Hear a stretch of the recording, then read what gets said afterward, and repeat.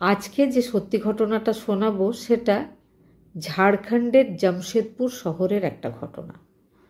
ঘটনাটা ঘটেছিল জামশেদপুরের টেলকো কলোনিতে। টেলকো কোম্পানিতে কর্মরত একজন মানুষ, তার নাম ছিল শুভেন্দু ভৌমিক। তার ফ্যামিলিতে মোট 5 জন ছিল। শুভেন্দু ভৌমিক, তার স্ত্রী লাকি ভৌমিক, স্ত্রীর মা অনিতা, শুভেন্দু ভৌমিকের মেয়ে চৈতালি ভৌমিক, সে সেখানকার জামশেদপুর ওমেন্স কলেজে পড়ছিল। আর তার ছেলে কল্যাণ ভৌমিক, সে 10 ক্লাসে পড়া একটা ছেলে। তো হঠাৎ করে 29 জানুয়ারি 1999-এ তাদের ফ্যামিলির লোকজনকে, আশেপাশের লোকজনেরা, মানে টেলকো কলোনির আরও যে লোকজনেরা আছে তারা দেখেছিল, কিন্তু 29 জানুয়ারির পরে হঠাৎ করেই তাদেরকে আর কাউকেই দেখা যাচ্ছিল না, শুধু তাদের মেয়েকে দেখছিল লোকজনেরা।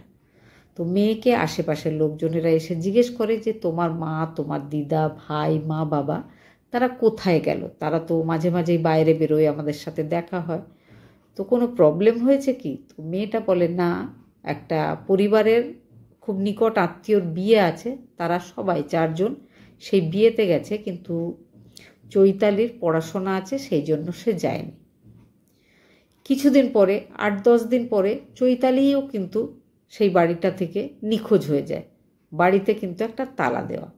লোকজন একটু অবাক হয় যে কিছুদিন পর্যন্ত মা, বাবা, ভাই, দিদা না থাকলেও চৈতালি তো ছিল, চৈতালিও আবার কোথায় চলে গেল? এদিকে অফিসের লোকজন, তারাও ভাবছিল যে শুভেন্দু ভৌমিক কোনো ছুটি নেয়নি, কিন্তু অফিসে আসছে না কেন? তারা কেউ ব্যক্তিগতভাবে খোঁজ নেওয়ার চেষ্টা করেনি যে পুরো ফ্যামিলিটা গেল কোথায়। শুভেন্দু ভৌমিকের স্ত্রী লাকি ভৌমিকের ভাই ছিল, সে ছিল একজন ডাক্তার। শত ব্যস্ততার মধ্যেও সেই ডাক্তার ছেলে মাঝে মাঝে নিজের মা আর নিজের দিদির সাথে, মানে শুভেন্দুবাবুর স্ত্রীর সাথে কথা বলতো। কিন্তু সেই সময় কিন্তু মোবাইল ফোনের অত চল ছিল না, ল্যান্ড ফোনেই কল করা হতো। তো সে বারবার কল করছিল, আর সব সময় পুরো রিং হয়ে যাওয়ার পরে কলটা কেটে যাচ্ছিল। এবার বেশ কয়েকবার, প্রায় 6 মাস ধরে এই রকম হওয়ার পরে তিনি জুন মাসে সময় বের করে একবার নিজের দিদির বাড়িতে আসেন, দেখেন একটা তালা রয়েছে বাড়িতে। আশেপাশের লোকজনেদের জিজ্ঞেস করেন, তারা সমস্ত ব্যাপারটা বলে যে প্রথমে ফুল ফ্যামিলির কাউকে দেখা যাচ্ছিল না, শুধু মেয়েটা ছিল। মেয়েটাও 8-10 দিন থাকার পরে সেও কোথায় যেন বাড়িতে তালা দিয়ে চলে গেছে। তো তারা একটু আশেপাশে বা অফিসে খোঁজ নিয়ে দেখার চেষ্টা করেছিল, কিন্তু তেমন কিছুই জানতে পারেনি, সেই জন্য তারা আর ব্যাপারটাকে গুরুত্ব দেয়নি। এবার ভৌমিকবাবুর আত্মীয়, মানে লাকির যে ভাই এসছিল, সে দেয়াল টপকে বাড়ির মধ্যে যায়। যাওয়ার পরে পুরো বাড়িটাকে ভালোভাবে নিরীক্ষণ করে, কিন্তু কিছুই দেখতে পায় না। অনিতা দেবীর সেই ডাক্তার ছেলের একটা ব্যাপার খুব অদ্ভুত লাগে, যে তাদের বাড়ির ভেতরে একটা সেপটিক ট্যাঙ্ক ছিল। সেই ট্যাঙ্কের ওপর যে ঢাকনাটা ছিল সেটাকে বালি সিমেন্ট দিয়ে যেন ভালোভাবে সিল করে দেওয়া হয়েছে। সে আগেও অনেকবার ওই বাড়িতে এসছে, কিন্তু সে আগে কখনোই দেখেনি যে ঢাকনাটা ওভাবে সিল করা ছিল। সে ভাবলো হঠাৎ করে এটা এইভাবে সিল করা কেন রয়েছে। তারপরে আবার বাড়ির সবাই নিখোঁজ হয়ে গেছে, তার সন্দেহটা আরও বেড়ে গেল। সে সেখানকার স্থানীয় পুলিশ স্টেশনে খবর দেয়। সেপটিক ট্যাঙ্কটা যখন খোলা হয়, সত্যি সত্যিই সেখান থেকে 4খানা বডির যে অবশিষ্টাংশ 6 মাস ধরে নষ্ট হওয়ার পরে সেইটা বেরিয়ে আসে। 4 জনকে ওখানেই পাওয়া যায়, কিন্তু চৈতালিকে খুঁজছিল পুলিশ। আর আশেপাশের লোকজনেরা পুলিশকে বলেছিল 4 জনকে দেখা যাচ্ছিল না, কিন্তু চৈতালিকে দিন 10 এই বাড়িতেই দেখা গেছে। চৈতালিকে খুব খোঁজা হয়, তারপরে চৈতালিকে অ্যারেস্ট করা হয়। অ্যারেস্ট করার পরে চৈতালির কাছে যে গল্পটা জানতে পারা যায় সেইটাই আমি এবার বলবো। চৈতালিকে অ্যারেস্ট করার পরে চৈতালি বলে যে চৈতালি ক্রিকেট খেলা ভীষণ ভালোবাসত। তো জামশেদপুরে যে কিনান স্টেডিয়াম আছে সেখানে সে কলেজের পরে বা অবসর সময়ে প্রায় যেত বিভিন্ন স্টেট লেভেলের যে ক্রিকেটাররা তারা কিন্তু ওই কিনান স্টেডিয়ামেই প্র্যাকটিস করত। তো চৈতালি প্রায় যেত সেখানে প্র্যাকটিস দেখতে। দেখতে দেখতে সেখানকার একজন স্টেট লেভেলের ক্রিকেটার, তার নাম ছিল রিজওয়ান খান, তার সাথে চৈতালির বন্ধুত্ব হয়। আলাপ বন্ধুত্ব সব শেষে সেটা একটা গভীর প্রেমে গিয়ে দাঁড়ায়। ধীরে ধীরে তার এই ব্যাপারটার খোঁজ তার বাড়ির লোকেরাও পাচ্ছিল, কারণ সে মাঝে মাঝেই রিজওয়ানের সাথে এদিক ওদিক ঘুরতেও যাচ্ছিল। তো শুভেন্দুবাবু খবরটা পাওয়ার পরে নিজের স্ত্রীকে বলেন। স্ত্রী মানে লাকি ভৌমিক নিজের মেয়েকে, চৈতালি ভৌমিককে জিজ্ঞেস করে যে এই ধরনের কথা আমরা শুনতে পাচ্ছি, এটা সত্যি কিনা।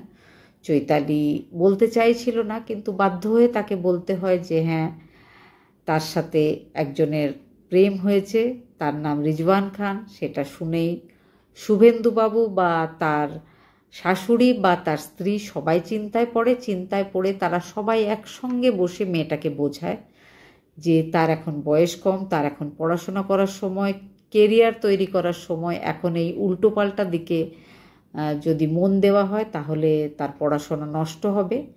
পড়াশোনা হওয়ার পরেও কিন্তু যেহেতু রিজওয়ান অন্য জাতির, বিয়ে কোনোভাবেই সম্ভব নয়। তাই চৈতালি যেন নিজেকে সাবধান করে আর এই ব্যাপারটা থেকে, এই সম্পর্কটা থেকে বেরিয়ে আসে। চৈতালি পুরো ব্যাপারটা গিয়ে রিজওয়ানকে জানায়। রিজওয়ান নিজের ফ্যামিলিতে জানিয়েছিল যে সে চৈতালি ভৌমিক নামে একটা মেয়েকে বিয়ে করতে চায়। সেখান থেকেও কিন্তু সে গ্রিন সিগন্যাল পায়নি। কিন্তু তার বাড়ির লোকজনেরা বলেছিল যে সে যদি বিয়ে করে তো তাদের কোনো বক্তব্য নেই, তারা আটকাবেও না, সাপোর্টও করবে না।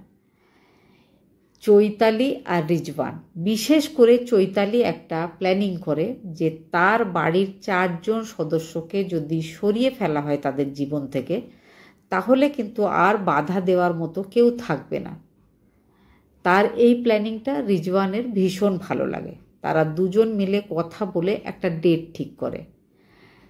সেই ডেটটা ছিল 29 জানুয়ারি 1999।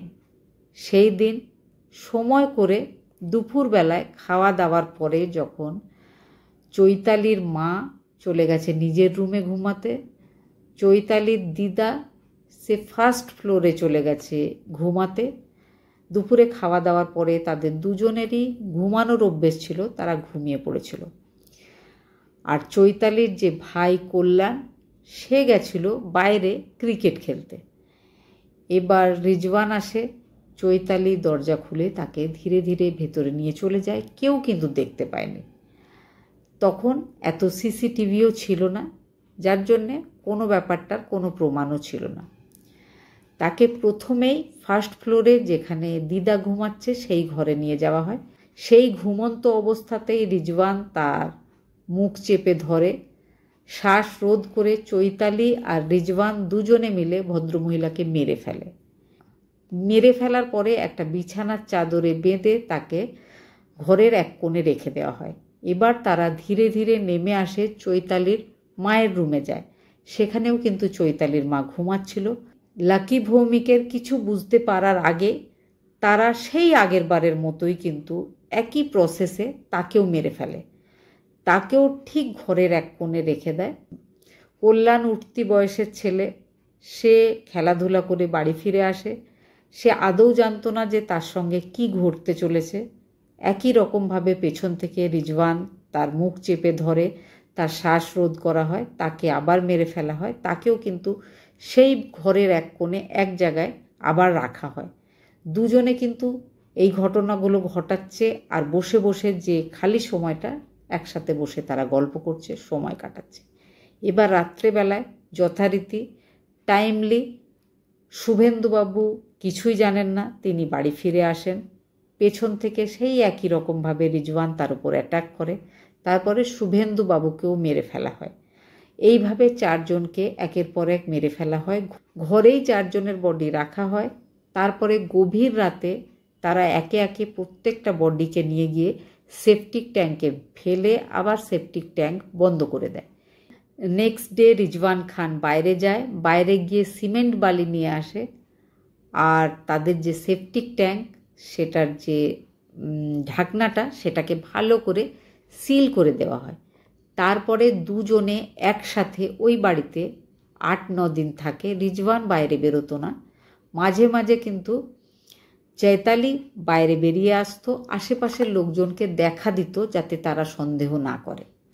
এইভাবে 8-10 দিন পরে তারা দুজন একসাথে সেখান থেকে পালিয়ে যায়। পালিয়ে গিয়ে কোনো এক জায়গায় ছিল। 6 মাস পরে তার মামা ওই বাড়িতে আসার পরে তারা ধরা পড়ে যায়।